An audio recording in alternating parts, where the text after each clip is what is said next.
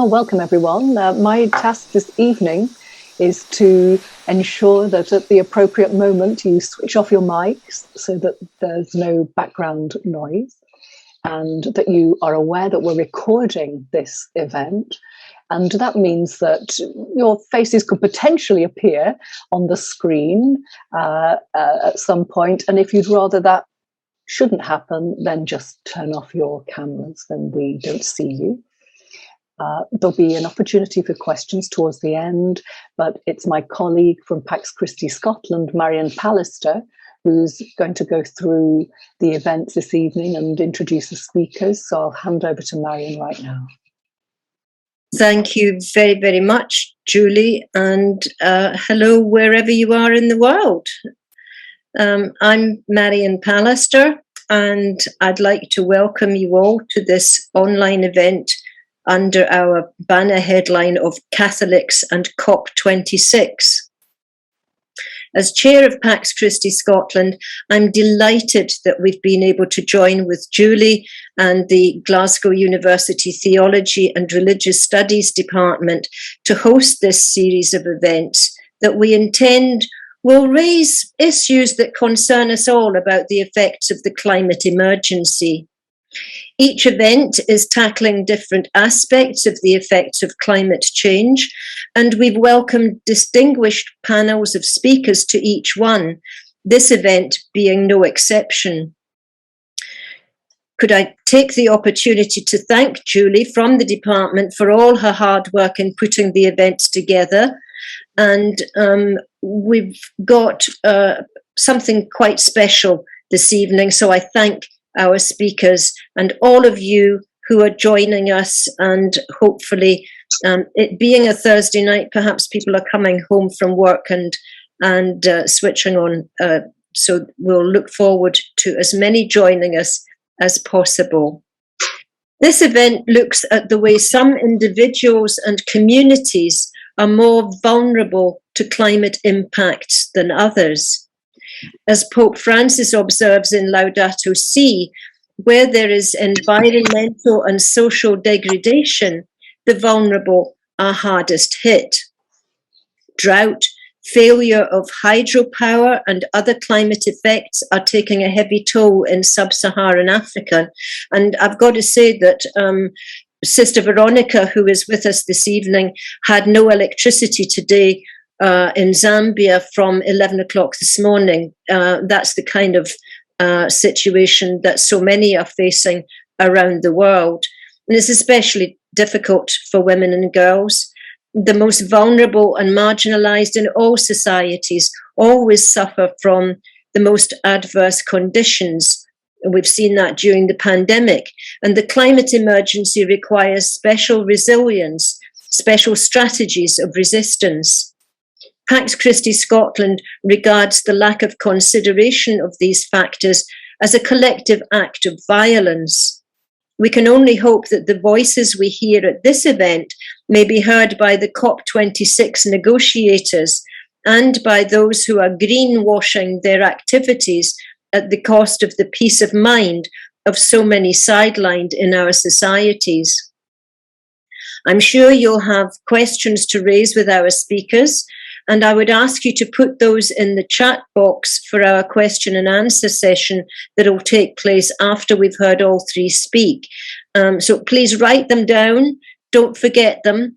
I know what it's like. You think, oh, I'll ask that at the end, and then you've forgotten what it was.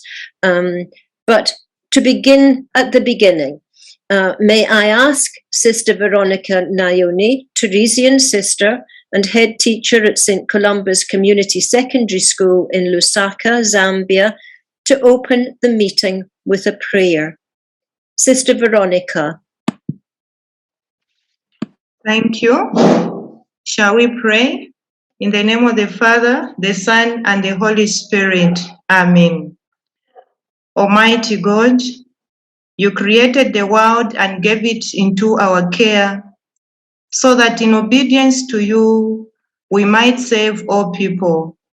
Inspire us to use the riches of creation with wisdom and to ensure that their blessings are shared by all. That trusting in your bounty, O God, all people may be empowered to seek freedom from poverty, famine, and oppression.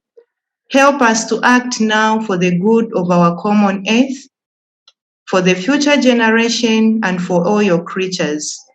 Help us too to become instruments of a new creation, founded on the covenant of your everlasting love. We ask all this through Jesus Christ our Lord. Amen. Amen. And thank you so much, Sister Veronica, for words that make us think more closely of those most vulnerable to the impact of climate change. I would now like to introduce Dr. Kochurani Abraham, Indian theologian and author of Persisting Patriarchy, Intersectionalities, Negotiations, Subversions. Kochurani is a feminist theologian, gender researcher, and trainer from Kerala in southern India. She has a master's degree in child development from Kerala University, a licentiate in systematic theology from Pontifical University of Comillas, Madrid, and a PhD in feminist theology from the University of Madras. Her research interests include gender, ecology, spirituality, and transformative education. She contributes regularly to journals and collected works in India and abroad, and is passionate about bridging academia and the grassroots of a liberative, I've lost my voice here, of a liberative praxis. Besides being an active member of former coordinator of the Indian Women Theologians Forum, she's also actively engaged in the World Forum of Theology and Liberation. She was the former coordinator of Ecclesia of Women in Asia, an association of Asian-level feminist theologians, and she has been the board member representing Asia for the International Network of Societies in Catholic Theology. Currently, she's the regional coordinator of the Indian Christian Women's Movement for Kerala and the vice president of the Indian Theological Association.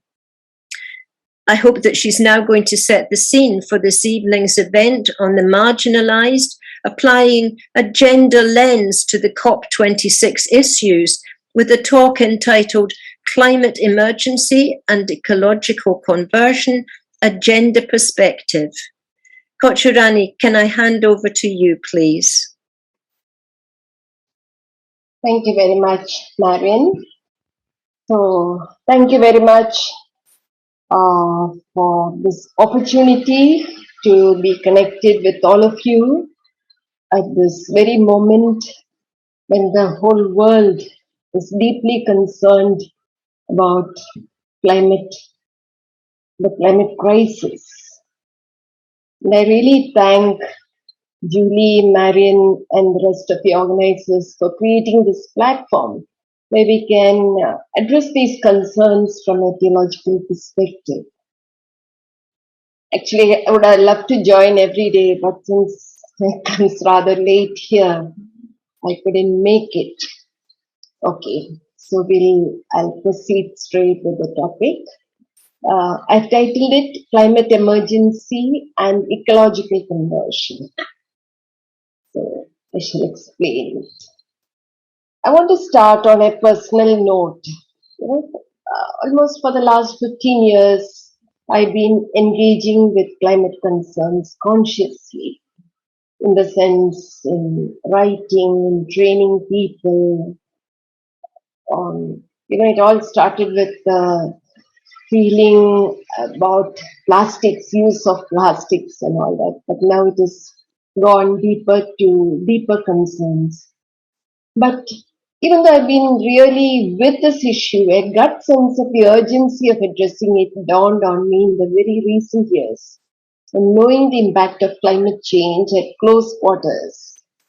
As mentioned earlier, I live in Kerala, which is a small state at the southwestern tip of India, with full coastal boundaries on one side bordering the Arabian Sea. Those of you are familiar with the map of India, India has to the west the Arabian Sea, to the south the Indian Ocean, and to the east the Bay of Bengal. So Kerala is even though it's a very small state, it has got the longest coastal line in the whole of India, of the states in India. Since 2018, my home state has been badly hit by climate change, and the last was just a few weeks ago with cloudbursts leading to a chain of flash floods and landslides that left 39 people dead and hundreds homeless in just 2 to 3 hours. And this happened in mid-October, precisely on the 16th of October. And these are few pictures just from my home district.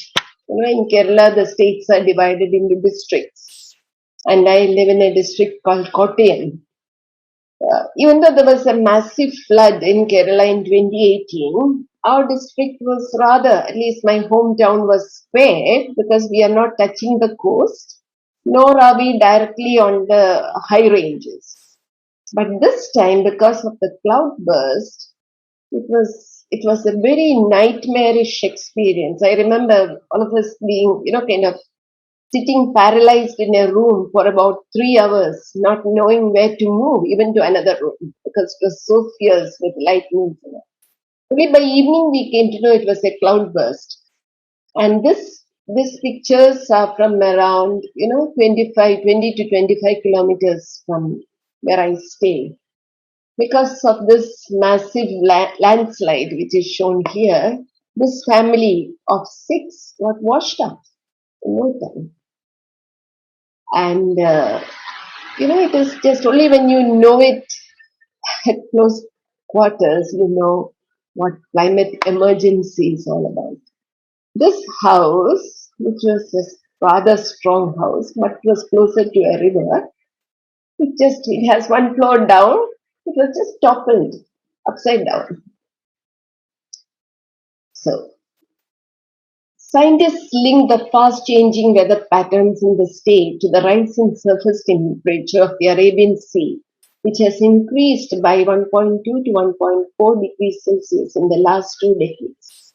And this has led to higher cyclonic circulations.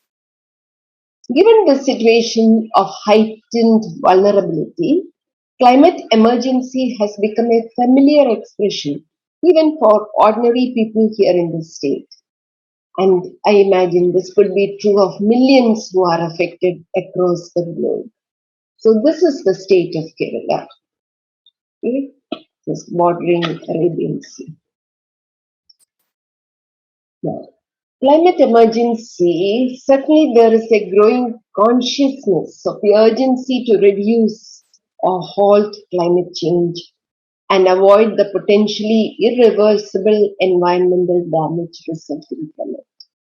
Yet, the how of saving the world from a climate catastrophe remains very uncertain, even though negotiations are going on at very different levels. All eyes are turned to COP26 negotiations to bring about rapid fundamental changes in infrastructure, energy, land use, and industrial systems to set us on the path to net zero emissions globally.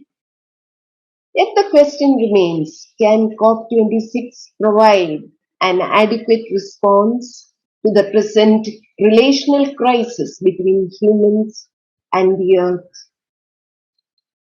This is a question which I have not found a clear-cut answer, but we can still grope for some answers. I was quite struck by these words of Greta Thunberg, now November 5th, at the Fridays for Future March in Glasgow. She said, "It should be obvious that we cannot solve the crisis with the same methods that got you into it in the first place." Hearing her, I was reminded of Audre Lorde's words. Audre Lorde, for some of you who are familiar with know, she's a Black She passed away. Black lesbian feminist writer. In 1984, she wrote this: "The master's tools will never dismantle the master's house." So I find her words finding an echo in the words of Greta Thunberg. That is why I remain very uncertain. Definitely we need certain answers at the level of COP26. Yesterday we saw the leaders there opening up the draft statement. There will be heated discussions on it. Even whatever is approved, how much of it will be really implemented? That takes us to the discussion of ecological conversion. Generally, within the Christian framework, conversion implies a turning back from sinful tendencies in one's relationship with God or with fellow humans. Normally, the earth element does not come into this picture. Climate emergency and the critical concerns raised by it demand that our understanding of conversion is broadened to set right also our relationality with the earth. Already in 2001, Pope John Paul II spoke about ecological conversion, which, in his opinion, could make humanity more sensitive to the catastrophe to which it has been heading. And this is from a general audience on 17 January 2001. Laudato Si has dedicated an entire section on ecological conversion, that is from numbers 2:6 to 2:21. But it speaks mainly within the framework of Christian spirituality. I just quote 2:19.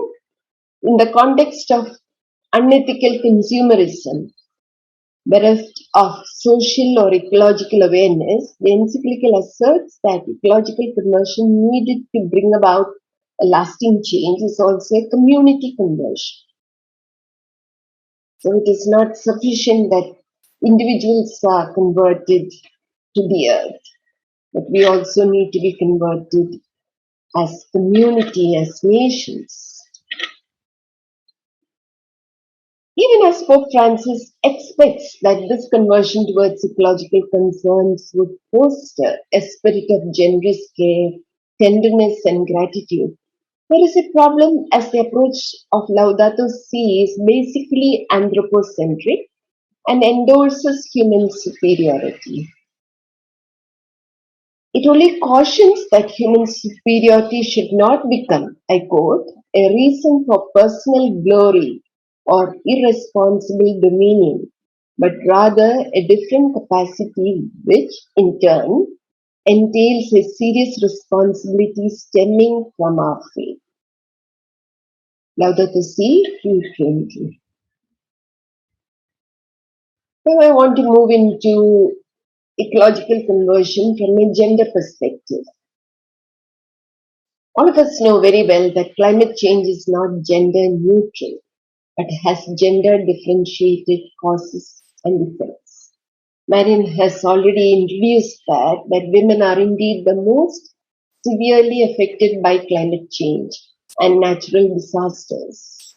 And this is all the more striking in the global south.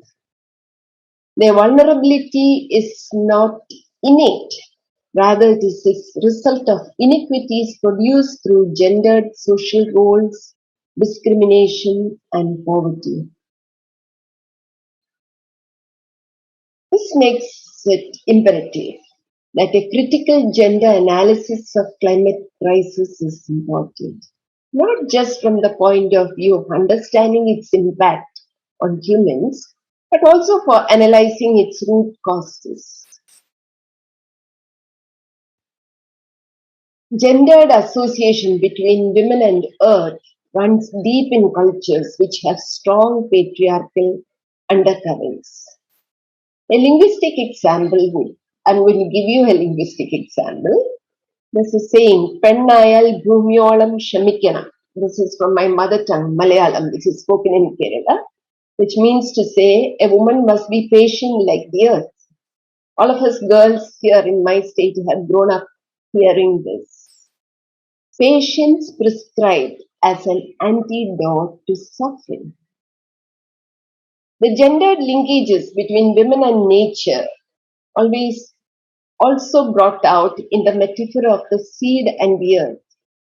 Human reproduction conceived in terms of male seed germinating the female field, which is a cleverly devised patriarchal symbolism to justify patriarchal lineage.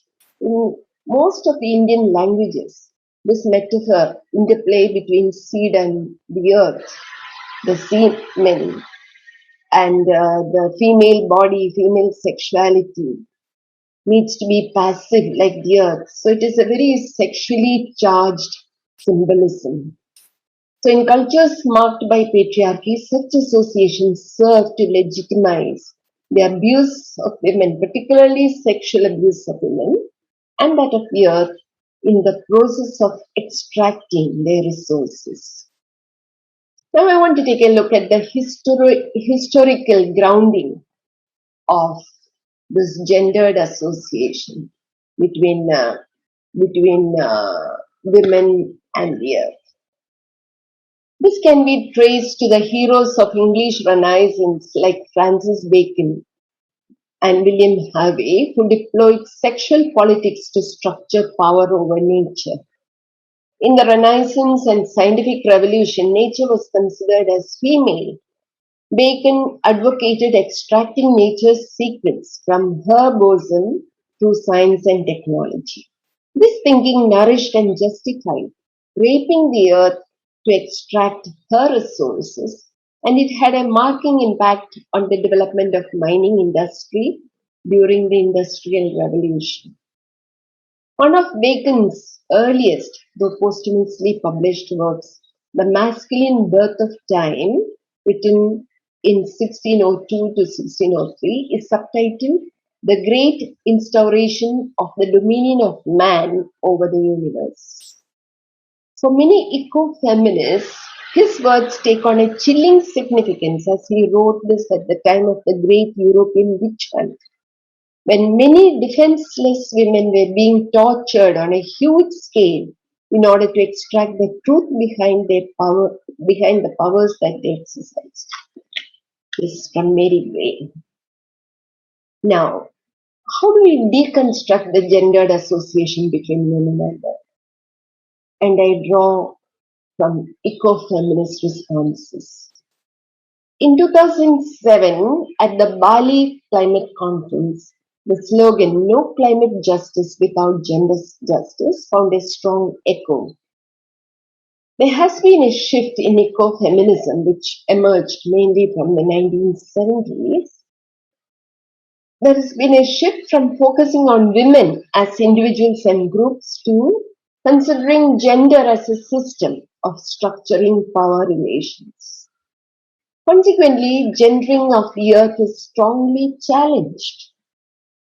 Also, hierarchical thinking that positions some humans as superior to others in the name of race, class, caste, ethnicity, or gender differences, as well as dualistic polarizing of culture versus nature, man versus woman, and the like are increasingly questioned. Consequently, it is asserted that an ecological revolution would entail new relationships between women and men among humans, whatever be their gender or sexual orientations, and between humans and nature. So, talking about ecological conversion against the backdrop of all this, I love this text from Rosemary Radcliffe Weather, one of the pioneering eco-feminist theologians. She says, for me, this text gives a gist of what ecological conversion is all about. In her words, humans are latecomers to this planet. The plants and animals existed billions of years before us. We were not created to dominate or rule the earth, for it governed itself well and better for millions of years when we did not exist or existed as a non-dominant mammal. Immortality does not lie in the preservation of our individual consciousness as a separate substance, but in the miracle and the mystery of endlessly recycled matter energy out of which we arose and into which we return. Another dimension of ecological conversion is about care. And I think it's very important to redefine care beyond gendered prescriptions. Laudato Si itself is subtitled Caring for Our Common Home. Caring has been conventionally gendered as women's task, particularly in countries like India. As girls and women have been socialized to be expert caregivers in the family and also in the church, the urgency to care for the earth makes it imperative that all human persons, women, men, and all people irrespective of their gender or sexual orientation, become homemakers and caregivers. Care has to inform every aspect of public life, politics, economy, religion, whatever it is. So that decisions affecting life of humans and the earth are taken carefully, causing no harm to anyone or anything. This ethics of care will help forge new forms of affective and life-sustaining relationships with the non-human world. Only a care economy will make development inclusive and sustainable. So, ecological conversion also implies liberating these gendered associations between earth and women. Unfortunately, the Catholic social teaching on the gender question, as brought out in Laudato Si, is still fixated on the gendered notion of being a man or woman. On the question of human ecology, Laudato Si speaks of valuing one's own body in its femininity or masculinity as necessary. I quote, "It is not a healthy attitude which would seek to cancel out sexual difference." Unquote. LS 155. Gender equality then is a distant dream within the official church, and I think we women need to give the lead in freeing the church on this. Now to conclude, I firmly believe that ecological conversion is all about healing our relationship with fellow humans and with the earth. To substantiate this, I take two quotes, one from an Indian eco-feminist who is a very well-known environmentalist also, Vandana Shiva. She says, "The solution to climate change and the solution to poverty are the same." It is from her book, Soil Not Oil, Environmental Justice in an Age of Climate Crisis. And the other again is from my very favorite eco-feminist theologian, Ruether.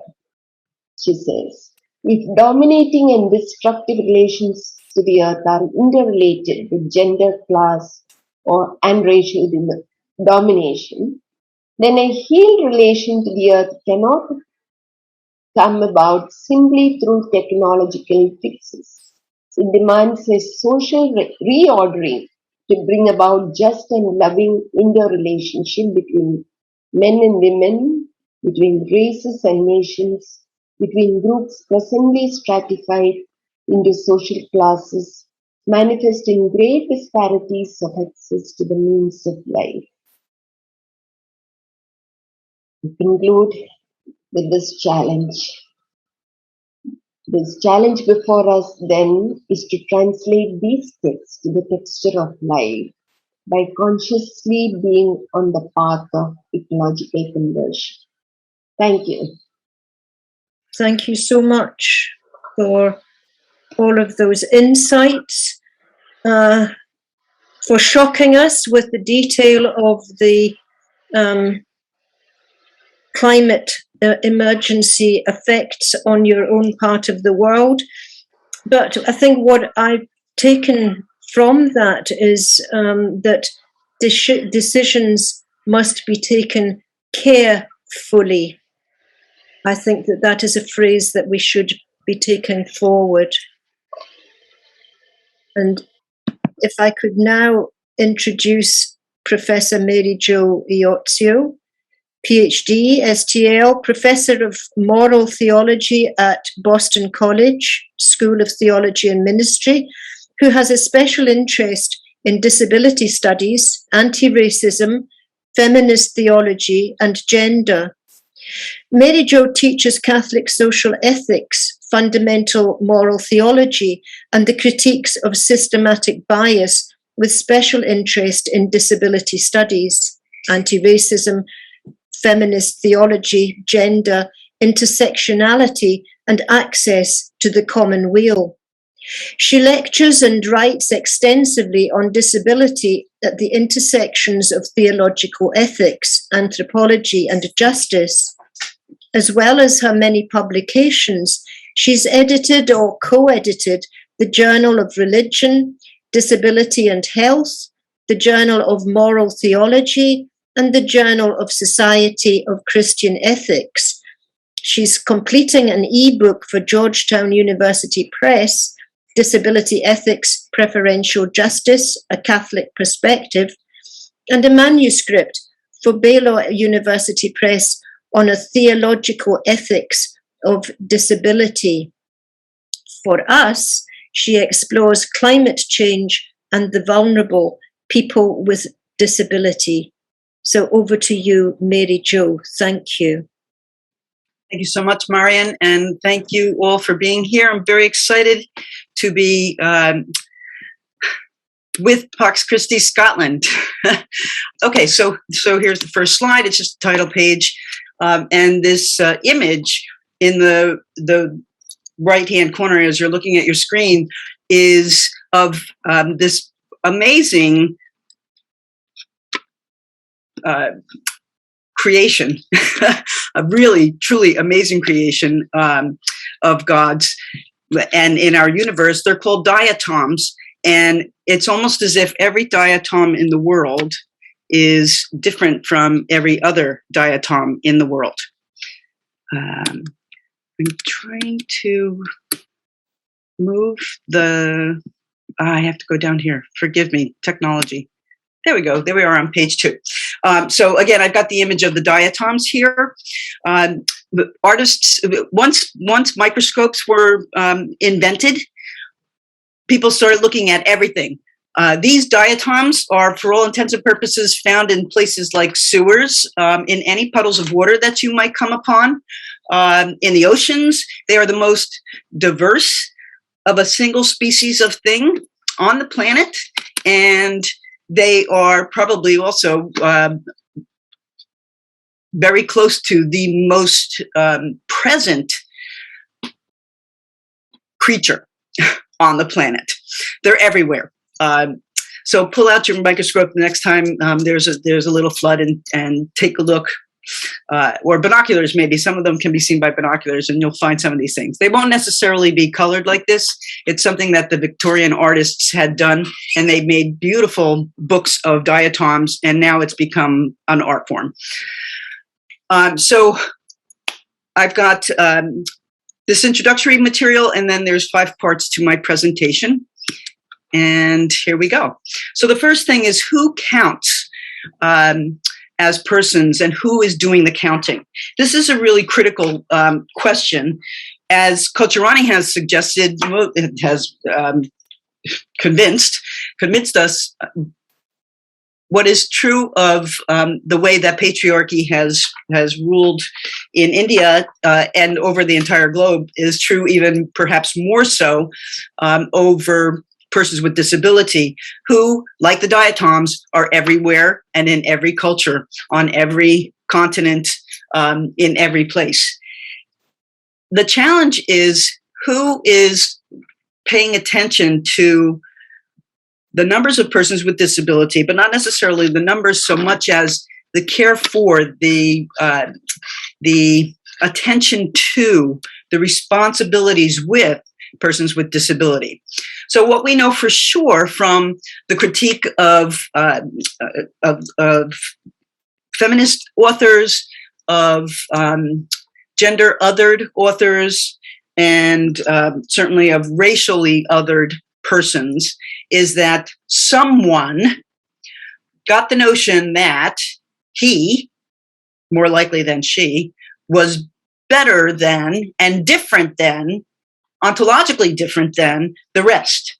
Well, we have all come to reject that in large part due to the work of those mid and late and 20th century and now into the 21st century, where we have more voices contributing to the challenge of the determinations of who gets the power, who gets wealthy, who gets the education, and who does not. So we've inherited these tendencies to normalize or segregate people. The challenge of persons with disability is that they cross all of these racial and gendered boundaries. There are no binaries in disability. Everyone is ultimately then vulnerable to becoming disabled if they have not been born with a disability of one sort or another, or acquired a disability by accident or by some medical condition or crises. What these dominant persons have contributed to us is the sense that there is this normalcy about being, let's say, white and male, maybe even Western versus Eastern, Northern versus Southern. And what today we're challenging is that that's a lot of hogwash for all intents and purposes. Normal is a socially constructed reality.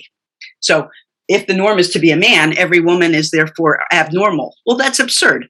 If the normal is to not be disabled, when 15 to 20% of the world, persons in the world, have a disability of one kind or another, or multiple disabling conditions, then that's a norm. That is already normal if there is that number of persons that express X, Y, or Z, or multiple disability in their persons. What we have learned is that more often than not, normal reflects the dominant population, which has been traditionally male, able-bodied, white, or at least lighter in skin color for those persons who are in the global South, and heterosexual. Well, again, these are challenging and challengeable realities in the 21st century, without doubt. So we move on then from this challenge of what is undiscernibly normal, or at least assigned normal, about who counts as persons, to the conflation very often of disability with some sort of disvalue in the world, as well as disability as equaling some kind of illness that a person has. So you want to stay away from persons with disability because, oh my dear, we might catch it. Well, you can't really catch disability. You can acquire disability, or you can be born with disability, but you can't catch it. It's not that sort of thing. You can catch an illness. You can be infected. That may result in a disability, but it doesn't necessarily mean that persons with disability are sick. The equation there just doesn't hold. So living with disability does not necessarily equal sickness, and that more often, and that what we know for certain is that sicknesses can lead to disability, and climate change is one of the conditions that is facilitating greater vulnerability to all sorts of acquirable disease that may result in a disability, as well as the accidents that come from upheavals in the planet, such as the kinds of hurricanes and cyclones that ravage most of the global south, the shorelines of most of the global south. Occasionally, those storms make it to the global north, but in large part, following the heat, cyclones form. So the persons in the global south tend to bear greater burden, greater vulnerability, and greater burden for climate change. Not their responsibility, right? Very often in the global south, they are the victims of the global north's activities. These are the things that must be challenged as we move forward in our considerations of where do we go from here. Okay, let's go to the next. I don't want to spend too much time on this because you could read these, and I believe the PowerPoint will be available after the conference here. So climate change is, again, something that we can begin to examine as part of the diversity of creation in matters related to persons with disability. So like we have learned from the critiques of Black and feminist and gender other authors, the scholarship that's readily available there is that these persons have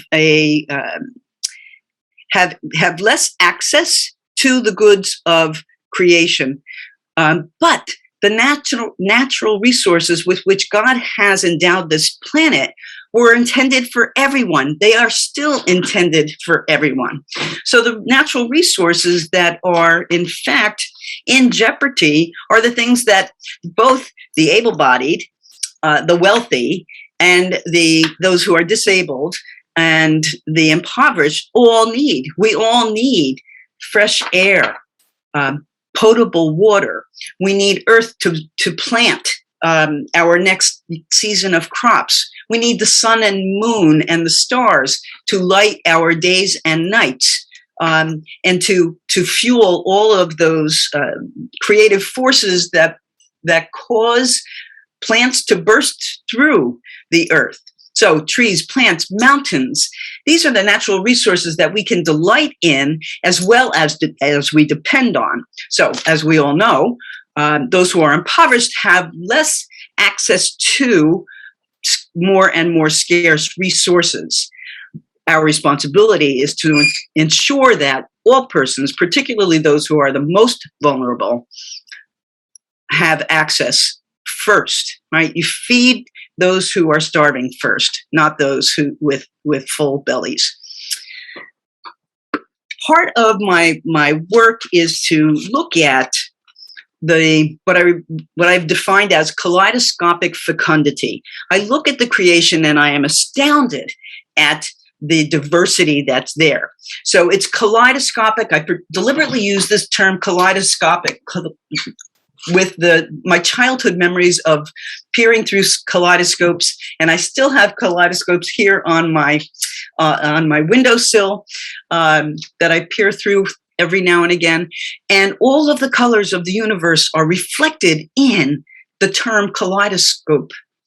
So I want to grab onto this kaleidoscopic idea in terms of how generous God is, how extravagant God is.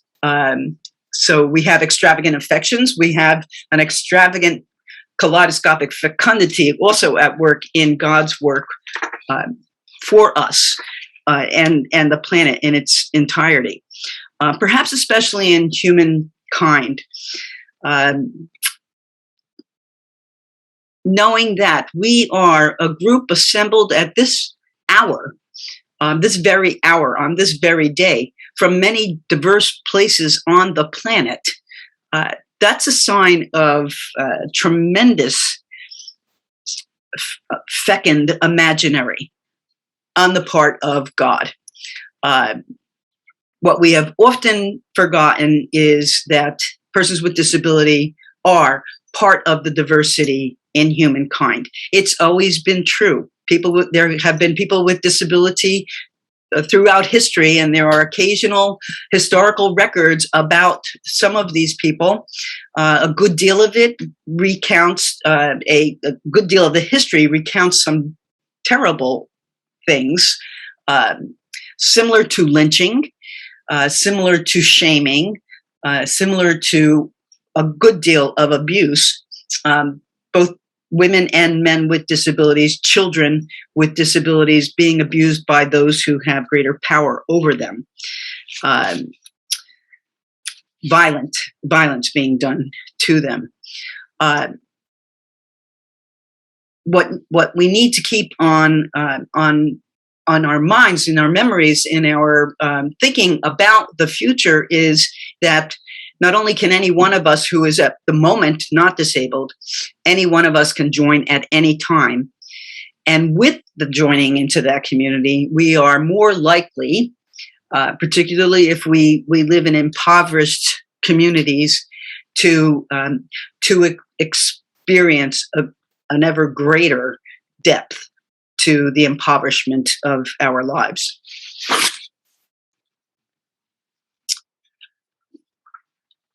But all hope is not lost. We have insights from our tradition of Catholic social teaching, right? I mean, it goes back further than Pope Leo in the 19th century. Nevertheless, we have built upon this over the past 130 years now, and we're grateful to Leo for initiating a formal method of teaching the Catholic community and those interested in what the Catholics have to say and contribute about how we are to be with one another. So Catholic social teaching is more than anything else a roadmap of sorts to get us to be ever more mindful of our neighbors and how we as individuals and as communities and as nation states and as religious communes have effects, both effects and affects, upon our other sisters and brothers throughout the globe, locally and globally. What we get from Catholic social teaching, I haven't put the whole list here because you know what they are, even if you don't. You can't recite them, it doesn't matter. But human dignity ranks as the most important for the discussion of how we can begin to change hearts and minds about the dignity that belongs to persons with disability. Once persons with disability are recognized as deserving of all of the benefits that the able-bodied and able-minded have, then we won't need to have a special niche for persons with disability and how the dominant community will respond to their needs when they are subject to climate change disaster. So dignity has to rank very, very high, just about in any discussion that we in theology are going to use in argumentation for the care of one another. Participation is key in Catholic social teaching as it includes persons with disability, insofar as we have learned from Black, Brown, Indigenous peoples and others who have been minoritized and marginalized, is that when we include members of those communities, and I'm saying we here because I'm part of the dominant community, but when we, as the dominant community, include persons from these minoritized communities in decision-making, we will learn much from their wisdom by their being able to see through a somewhat subversive lens where the gaps are, where the mistakes are in the traditions that we have inherited as this is the way it's always been and this is the way it shall always be.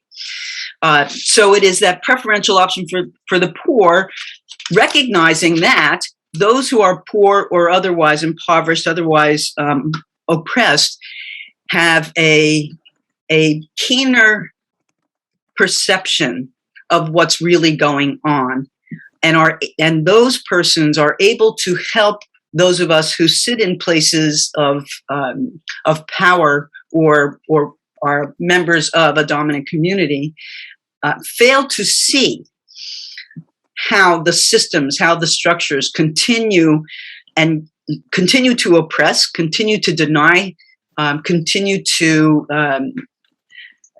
reject persons not from the dominant community from contributing. Those persons also have ingenious methods of working around the obstacles that the dominant have placed before them. Clever people, very, very clever people. And we would do well to pay attention to the solutions that those clever people present to us and incorporate them where we have not yet thought that, incorporate their ideas with their assistance along the way. So it's not like, oh, that's a great idea, I'm going to run with it. No. We must invite those persons who are giving us these alternate ways of thinking about how the world works and how the world may be repaired than without them. And then there's the Imago Dei. Again, I'm bringing up this diatoms. I'm bringing up the diatoms again when it comes to the Catholic social teaching, because the Imago Dei, again, on which human dignity rests, is built ever more from the Christian New Testament as it is from the book of Genesis. Sure, we have in Genesis the words that, God made the first people in God's own very image. But with the incarnation, we have a very different take on just how important human beings are to God. Just how important we are to God. So we have Jesus become enfleshed, and who, on account of the treatment that he received both from the dominant community and the Roman occupiers, a sentence of crucifixion, which many persons would have experienced at the hands of the Romans, and even at some of the members of the dominant community. There was stoning, was not an uncommon experience among the Jewish communion. And Jesus would have known about that. Not that I believe he participated in such activities, but he would certainly have known about that. But God so deigned to care for this humankind, which seemed to have been lost, or had lost its way. God deigned to reduce God's own very self, kenosis, the reduction of God from being the deity into the flesh that was God's own very creation. And not just that, this Jesus of Nazareth allowed himself to be tried and falsely accused, falsely tried, and sinfully put to death on a cross. Okay, here's where Christian theology comes in very profound ways with scholars, theologians, and engaging in the subject of disability studies and meditating on their own lives with disability, and coming to the insight that, wow, Jesus is resurrected and he still has the marks of the crucifixion. Those marks of the crucifixion are not just beauty marks. They are marks that would have disabled him. He is risen with the disability. God, the disabled God, remains of persons with disability, but is not disabled. So what theologians and ethicists have done with that is said that there are ways for us to imagine not being disabled by our dominant communities and to move forward in resurrection hope. And so we move to, we're getting close to the end here, and so we move to the goods of the planet. Is that right? So where are we now? No, I already did that page. I'm sorry, I went back. Strategies for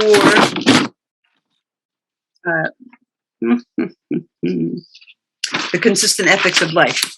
Moving too fast ahead. So from flowers to flooding, persons with disability are the most vulnerable persons on the planet.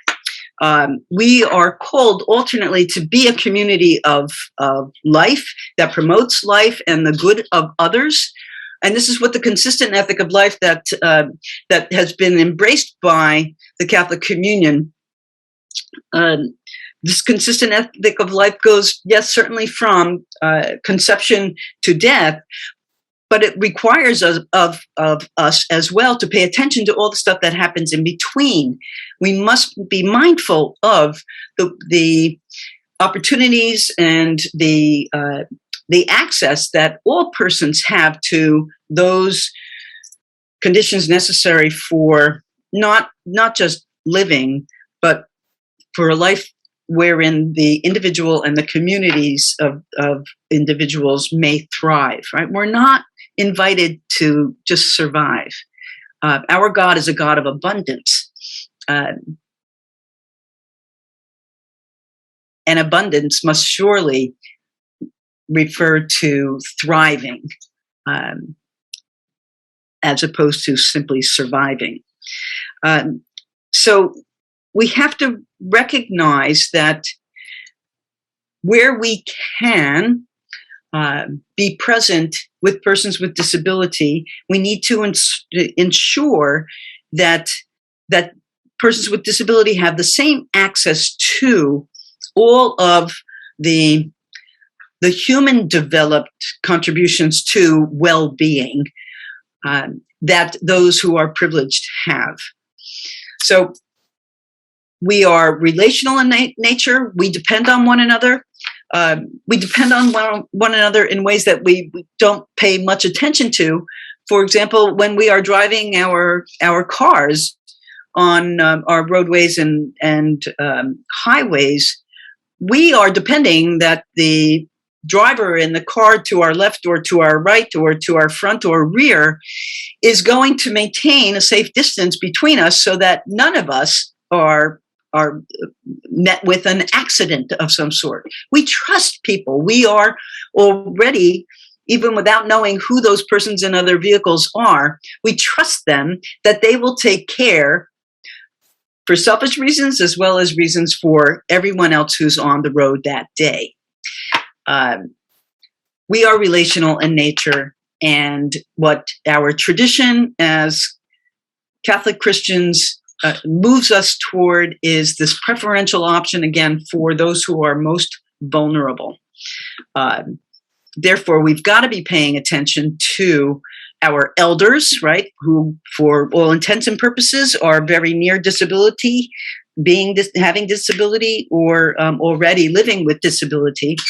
Heat stroke is a major threat to persons with disabilities of all kinds, as well as the dangers that come with flooding and no access for persons with disability, whether mobility disabilities or cognitive disabilities or other kind of health disabling conditions. They can't escape from these things. The UN is very, very proactive, very mindful of the kinds of limitations, the kinds of challenges that persons with disability globally experience, whether in developed or developing international context. Where do we go from here? Well, so there's strategies, and this is something that I just find so exciting. There's I had mentioned earlier the concepts of universal design. Universal design works across the board in solving problems, whether you have disability or don't. It works for everybody. That's why it's called universal design. What we have learned, if nothing else, from COVID is that there are gross disparities to access. We have also recognized, and the UN has as well, that there has been little global planning for catastrophes of the kind that we have been experiencing over the last century. We've known about the dangers of certain kinds of chemical emissions, the challenges of black lung disease, coal emissions, the challenges of increasing heat, increasing deforestation. All of these things contribute to negative responses on the part of the planet to what we human beings are doing to it. Again, persons with disability have provided for us in this system called universal design, the principles of universal design. They're very innovative people, and they have created solutions that many of us could not have imagined possible. And their expertise in this kind of problem solving, problems that the constructed world as it stands right now has presented to them, persons with disability have found ways around them. Very clever, very smart, and applicable across the board. Finally, what we must be proactive in engaging in our communities is greater attention to, number one, how many persons who do not belong to the dominant community of your space are. What are the percentages of persons who are seemingly out of place in the spaces you occupy? If it's a large number, then the larger the number, the less out of place those persons will appear to others of the dominant community who may likewise enter the space. Inclusion in place of exclusion, neglect, and abuse. We have to pay attention to who's not in the room in order to know how we have not been a space of welcome, how our places are not spaces of welcome. If you put a ramp, persons with mobility impairment will come. If you have closed captionings, persons with disability will come to your meetings, et cetera, et cetera. With that, I'm going to stop. I want to thank you very much again for this opportunity. I look forward to the Q&A. Thank you so much for that, Mary Jo. We'll all take a huge amount from it. I think that the food for thought there is amazing. And do you know, one thing that will stick in my mind is that idea of the kaleidoscope and how generous and extravagant God is. And I think that we're all part of that kaleidoscope, and it's a lovely, lovely thought. Could I now introduce, but could I first of all say, please don't forget those questions in the chat box, because as Mary Jo said, you know, she's very willing to answer questions. I know that Kochurani is also willing to answer questions, but we need them in the chat box. So let's hear from you. And now I'd like to introduce, or reintroduce indeed, Sister Veronica Nyoni, Teresian sister and head teacher at St. Columba's Community Secondary School on the outskirts of Zambia's capital, Lusaka. I confess to a vested interest here. St. Columba's is the school that, wearing my hat as founder and chair of a Scottish-based charity called Sam Scott Ed, we initiated and are committed to supporting. We chose the Teresian Sisters as our partners in this project because of their admirable involvement in education in Malawi and Zambia. Little did we know what an incredibly strong personality we were getting in Sister Veronica, who is not only the school's head teacher, but has served on the leadership team of the Teresian Sisters for Zambia and Malawi for some time. She's a degree holder in education. She's been teaching for 16 years, and she's acted, and I've seen her in action as St. Columba's main contractor during the building of the school. And as such, she's had to deal with the consequences of drought that have caused severe electricity outages, which she experienced today, no less, as well as the effects of climate change on the most vulnerable in an already poor community. Now she's going to explore climate impacts on women and girls in Zambia, and I think there's a PowerPoint going to go up there for you. Sister Veronica, thank you. Thank you very much, Marianne, and good evening to every one of you. My presentation this evening will focus on the following key main areas. How climate change brings about social injustice in Zambian communities, and also to try to explore some ways or mitigation measures that can be employed in curbing cases of social injustice and those that can help fight climate change. To start with, I would like to convey my gratitude to Julie and Marianne, and also my fellow participants for according me this opportunity to add a voice to this very important subject of climate change. Thus, allow me to proceed with my presentation on the impact of climate change on girls and women in Zambia. Indeed, climate change has for a long time been a major concern and a great global challenge. The impacts vary from region, generation, age, classes, income groups, and also gender. And women and youths and children have not been spared.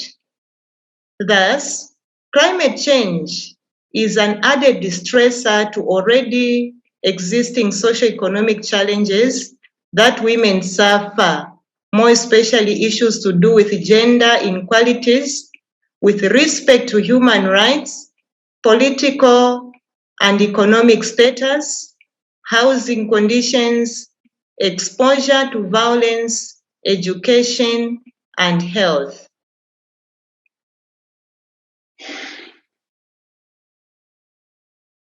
That's a photo I'm sharing with the audience to see the effects of climate change in some parts of Zambia.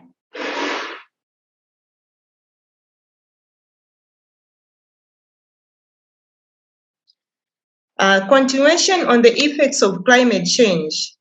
In the recent past, Zambia has also experienced some unseasonal rains, droughts, floods, destroying crops, and also killing of livestock. As we may know or understand, most of our people in our country depend very much on farming. And when the country or their parts experience droughts, meaning that they will not have food for their families, but also their animals are killed because they don't access water for drinking, but also for grazing. And in the same vein, we have also experienced some waterborne diseases, such as dysentery, cholera, in cases where drought has been there, but also these effects of too much sun in the country. The cases of these diseases have increased over the years due to extreme weather.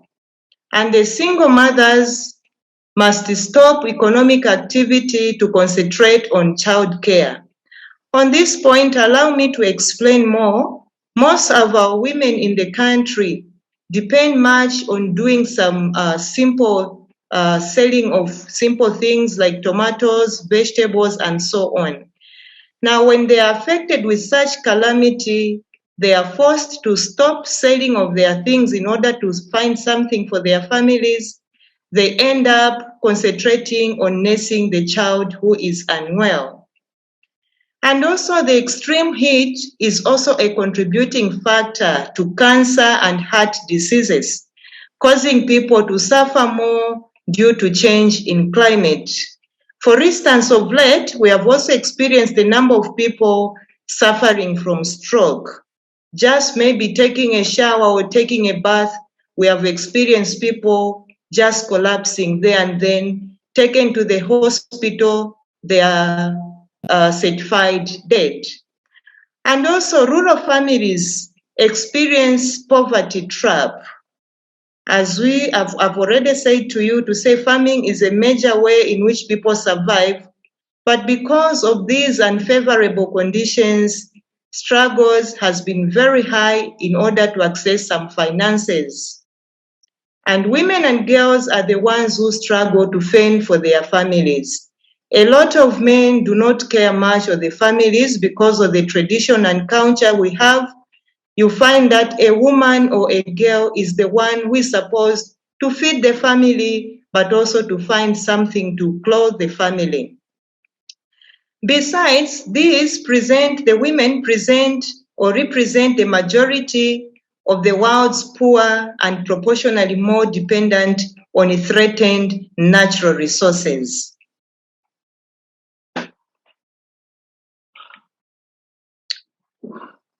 These differences can be seen because of their differential roles, responsibilities, and decision-making, access to land, natural resources, opportunities, and other factors that would ease up their livelihoods. Just as I said, it's in our African culture where men tend to be less responsible than women. And women are overloaded with these roles of taking care of the families. But when it comes to access certain privileges, women do not have this opportunity. People in authority or influential departments would rather consider men than women, and yet women are the ones who are at the center of taking care of their families. So in other words, women have less access to resources, thus making it more difficult for women to adapt to climate change. And women have very little access to and control of environmental goods and services. They have a negligible participation in decision-making and are less involved in the distribution of environmental management benefits. On this point, let me add more. When it comes to making decisions, either in a village or in a family, we discover that women are more sidelined. At times, they're not even called for that meeting. Men just decide and dictate to women.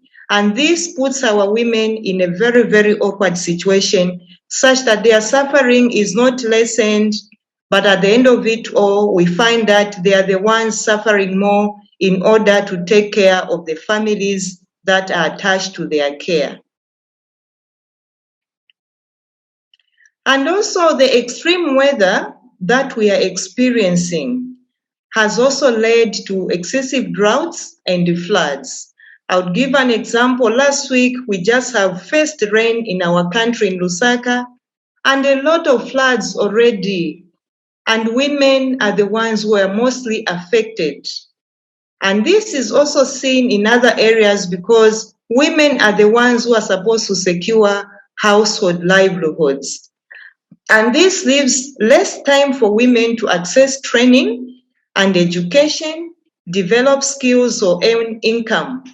On education, I would also give a practical example where we have even made some follow-ups, discovering that some girls are not coming to school.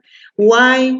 Because they are child-headed, or probably their parents went into business, selling of fish, They have gone miles away without leaving anywhere to their children. And the girls, because of that responsibility, they tend to choose to take care of the family that has been left alone or deserted by the parents, and then at the expense of losing class or at the expense of compromising their education. And then female redress rates have also improved, but COVID and climate change threaten any chances, any advances. Because of COVID, you might have heard, we have had about three lockdowns in our country. And because of that, we have discovered that some girls or some women, they have been impregnated and stopping school.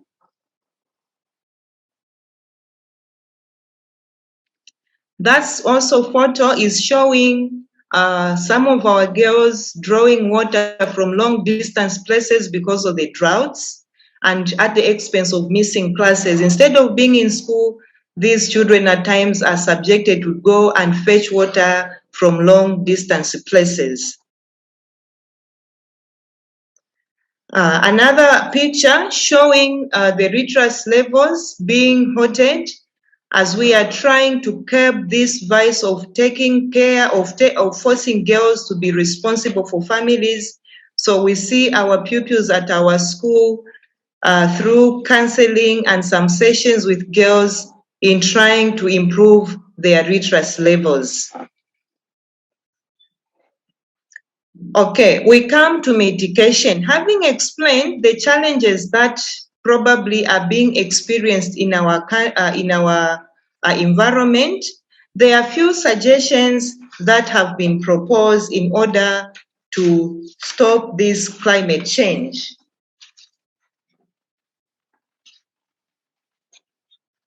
We feel gender-specific issues must be addressed. The reason behind this is that mostly men are more favored than women, which puts our women into awkward situations. Women also should be part of the decision-making bodies, either at home or villages or anywhere. Women should be involved. By doing so, they will be able to add a voice to their challenges and also fight climate change. And then the other point is on barriers constraining women must be removed. Women may be victims of climate change, but they can also be seen as active and effective agents and promoters of adaptation and mitigation.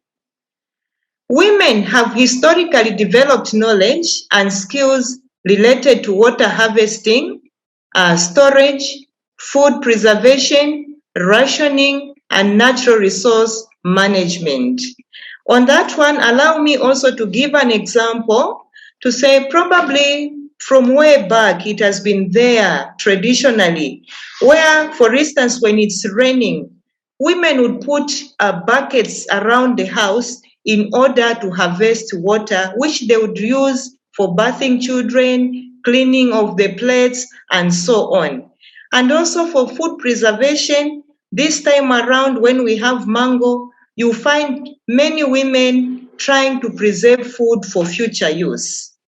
And in Zambia and Africa in general, old women represent wisdom pools with their inherited knowledge and expertise related to early warnings and mitigation impacts of disaster. They would always encourage families to store something because they see the weather to say probably this year will not have good rains. And they encourage families, can you try to preserve something in case it doesn't rain properly? And you'd see women growing cassava, for instance, cassava plant, because they know they will have a poor harvest. And then another point is on adaptive initiatives should identify and address gender-specific impacts on climate change, particularly in areas related to water, food security, agriculture, energy, health, disaster management, and conflict. Important gender issues associated with climate change adaptation, such as inequalities in access to resources, including credit, extension, and training services, information and technology, should also be considered. And women's priorities and needs must be reflected in the development planning and funding of the country. Women must be part of the decision-making at both national and local levels regarding allocation of resources for climate change initiatives. It is important to ensure gender-sensitive investments in programs for adaptation, mitigation, technology, transfer, and capacity building. Funding organizations and donors must consider women's specific circumstances when developing and introducing technologies related to climate change adaptation, aiming to remove the economic, social, and cultural barriers that constrain women from benefiting and making use of them. The involvement of women in development of new technologies can ensure they are adaptive, appropriate, and sustainable. At national levels, efforts must be made to mainstream gender perspectives into national policies and strategies, as well as related to sustainable development and climate change plans and interventions.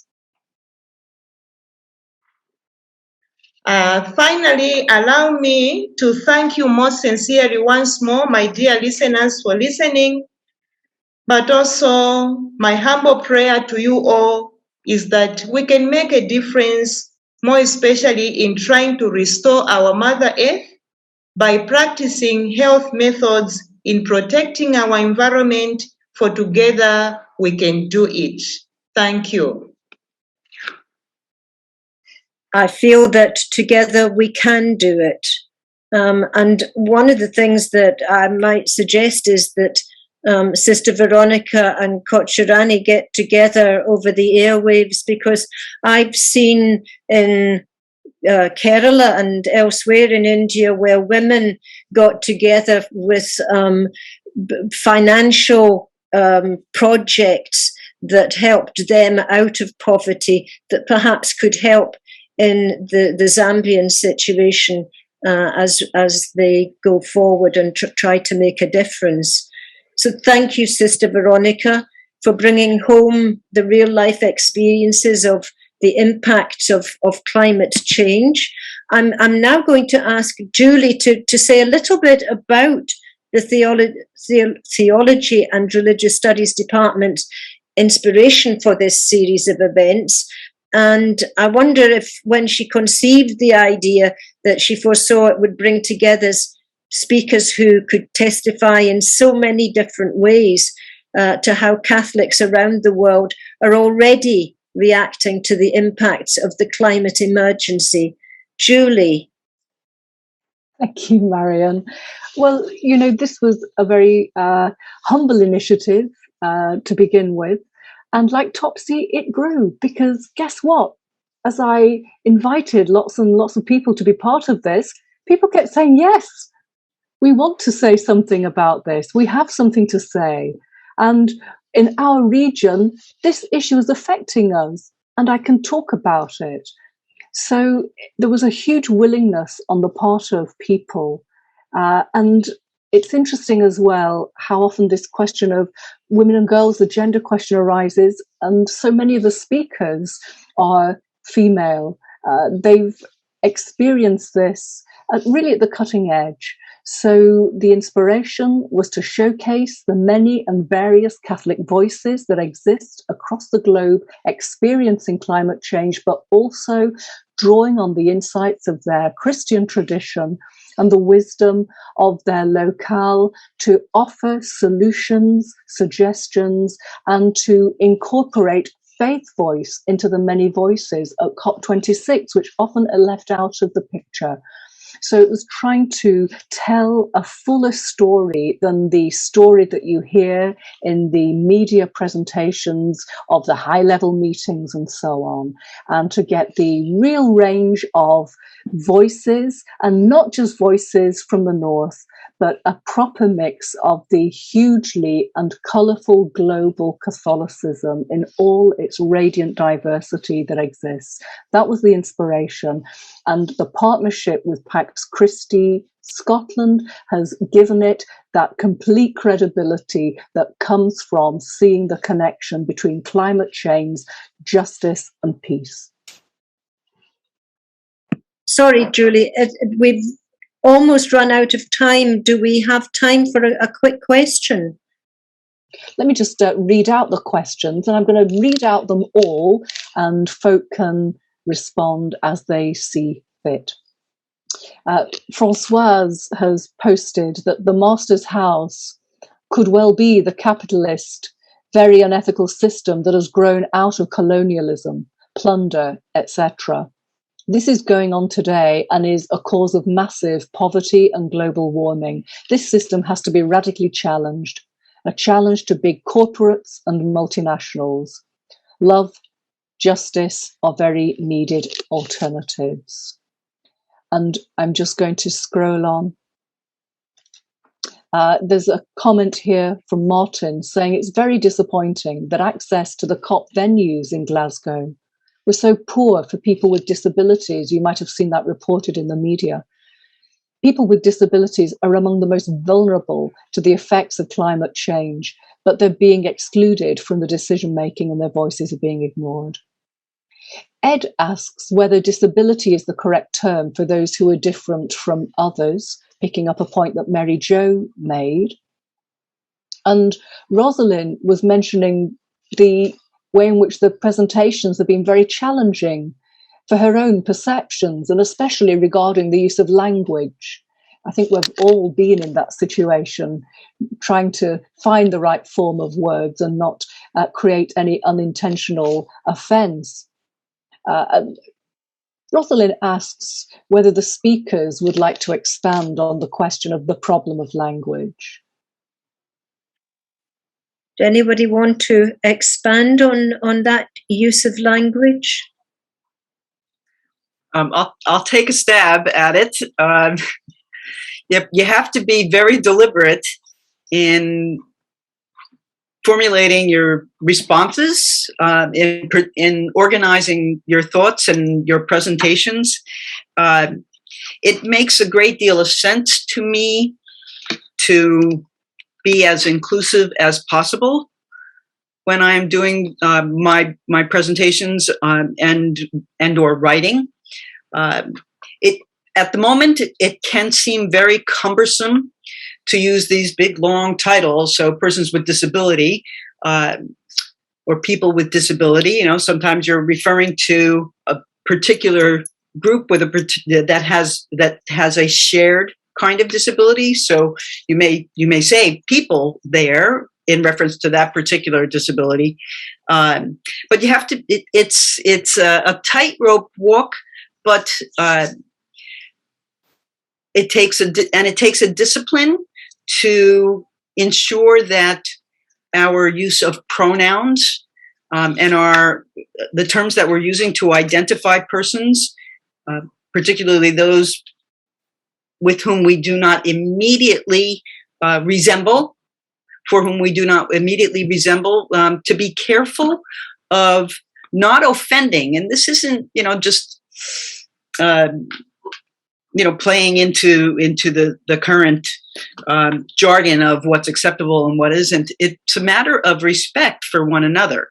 So I have tried very, very hard to be as inclusive as I possibly can when I am referring to other persons, and when I do not know a person's gender identity, I will use generic pronouns instead of an assumed masculine or feminine pronoun as we have inherited them. I am only recently coming to understand better when where, and why to use the pronoun they for a single person, a single individual who refers to themselves as a they, them. It's a matter of respect for the other person and that person's voiced identity in response to conversations that we may have with one another. Great question. Yeah, thank you, Mary Jo. Kochurani, did you want to add anything to that?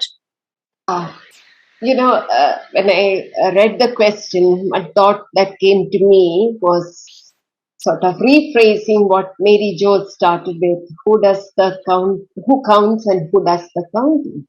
In the same way, I think it is important to ask who makes language and who does the speaking. So for me, that is the task at hand, no? And I really thank so much Mary Jo and Veronica to see the whole aspect of inclusion. Like listening to this, I was thinking, like, for example, what happened to my hometown or the district when we said 39 persons were killed, died, and we are counting because we humans are the dominant ones. We think only human life matters. So I'm saying the language of counting, who matters? Because we think we are the center of the universe, the same way, the dominant human or the human. So are we really counting what happens to the plant life, to the animal life? All that, because we don't count them as life ultimately. So I'm saying the language is also in the counting, in the speaking. So it is very important. I felt very challenged because that hit me very strongly. So it is up to us to deconstruct the dominant language and to really patiently, and I really appreciate that also, the wisdom that comes, because many of us who are not the dominant group, they have struggled with adversities, like what Veronica was sharing. People who are in the margins know how to negotiate, not the top people. So it is so important to learn that language of negotiation.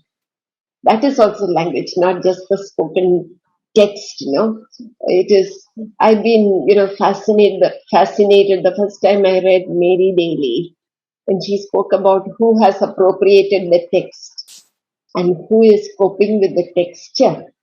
And so language is about, we think only the text is language, the spoken text, the audible, the sensible, to whom?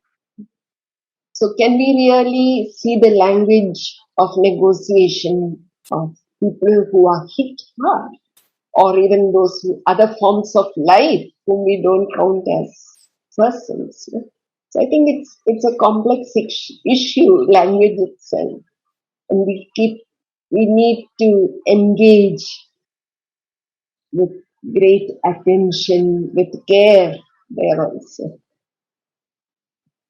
Thank you so much. I think that really is where we have to come from, is to be so aware of the vocabulary that we use. Sister Veronica, did you want to add anything to that as we run out of time? Yes, Marian, a very quick one. I wish to respond to the question that has been raised there, saying Sister Veronica mentioned the cultural barriers to the full participation and equality of women and girls across Africa, and how far are schools and parishes able to help transform social attitudes. Yes, on that one, as schools, we are trying our level best by not discriminating anyone in terms of core curricular activities. We have both boys and girls in the school, and when it comes to work in our school, for instance, sweeping, cleaning, everyone is given an equal opportunity to do the work. Everyone has a day in which to participate, whether you are a girl or a boy. And then when it comes to selecting the pupils to the next grade after writing the examination, the national examinations, girls have been given lower marks in order to qualify to the next grade, such that by that, the numbers of girls enrolled in schools is being improved. And also we have what we call some girls talk and boys talk through guidance and counseling. So boys are being sensitized on how to take care of the girls, not to look down on the girls, but to see them as equals. Thank you. Thank you very much, and I've seen that in action, and it's pretty impressive, and I think that we'd like to see some of it in our own schools here. We have very sadly run out of time. We've run over time, but I don't think we would have missed any of those final comments and answers to your questions. So may I thank Kochurani, Mary Jo and Sister Veronica for the hugely insightful presentations, and Sister Veronica for her prayerful guidance at the start of this event. Thank you to Julie for this evening looking after us technically and guiding us through that Q&A. And thank you, Julie, also for all that you've been doing over the past couple of weeks. It feels a lot longer. I'm saying a couple of weeks. It probably isn't even that long, but it seems like a long time. Tomorrow, a video recording called Catholic Voices on Climate Change will, I think, be available from 19 hours at UK time, when Julie will look back at the COP26 conference and present highlights from this series of events. So I would thank you. Julie, would you like a final word there? I would thank you and say, go in peace, everyone. Well, look, thank you everyone for coming along. And I guess I would just urge you to look at those recordings if you haven't already been able to see some of this stuff first time round, because it's really quite extraordinary. And that's what I would urge you to do as your homework afterwards. Take a look at the bits and pieces that you haven't seen already. And tomorrow there's going to be a sort of highlights show so that you can see a quick version as well. And that'll be posted online tomorrow evening. So yeah, do check it out and spread the word. Thanks, everyone. Thank you, and good morning, good evening, good night, wherever it is that you are and whatever time of day it is. It's been lovely to spend time with you. Thank you. Thank you. Thank you.